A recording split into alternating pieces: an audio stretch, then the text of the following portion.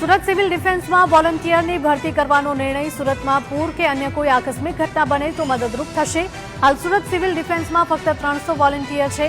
આગામી સમયમાં વોલન્ટિયરની સંખ્યા વધારીને 10,000 સુધી કરાશે। લોકો સિવિલ ડિફેન્સમાં જોડાય તે માટે કલેક્ટર દ્વારા વોટ્સએપ નંબર કરાશે જાહેર। રાજકોટ માર્કેટિંગ યાર્ડમાં સતત ચોથા દિવસે કમિશન એજન્ટોની હડતાળ। બેડી માર્કેટિંગ યાર્ડના 145 કમિશન એજન્ટ સાથે ₹17 કરોડની છેતરપિંડી। રાજકોટ પોલીસે ગુનો નોંધીને ચીટર બંધુઓની ધરપકડ કરી। રૂપિયા પરત આપવાની ખાતરી મળે તો જ હડતાળ સમેટાશે। સિઝન સમયે જ હડતાળ પડતા ખેડૂતો મુશ્કેલીમાં મુકાયા। હાલ પેમેન્ટની જ વ્યવસ્થા ન હોવાનો કમિશન એજન્ટોનો દાવો।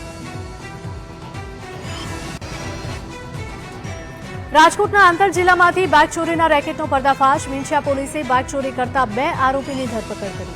આરોપીઓની પૂછપરછમાં 27 બાઇક ચોરીનો ભેદ ઉકેલાયો। ખોરિયાળી નજીક શંકાસ્પદ જણાતા 2 લોકોની તપાસ કરવામાં આવી હતી। આરોપીઓ પાસેથી જુદા જુદા બાઇકના એન્જિન સહિતનો મુદ્દામાલ મળ્યો છે। પોલીસે કુલ 4 લાખથી વધુનો મુદ્દામાલ જપ્ત કર્યો। ગાંધીનગરમાં એસીબીના અધિકારી તરીકે ઓળખ આપીને તોડ કરવા મામલે અમદાવાદનો શખ્સ ઝડપાયો છે। જીપીએસસી ચેરમેન અને કલેક્ટર સાથે સેટિંગ હોવાનો દાવો કરતો હતો।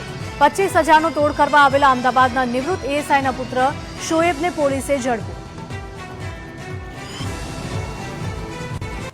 ભરૂચના અંકલેશ્વરમાં નિવૃત્ત શિક્ષક દંપતીને કોલ કરીને ડિજિટલ અરેસ્ટ કરીને 16 લાખ રૂપિયા પડાવનારા 2 સાયબર અગઠિયાઓને પોલીસે રાજકોટમાંથી ઝડપી પાડ્યા છે।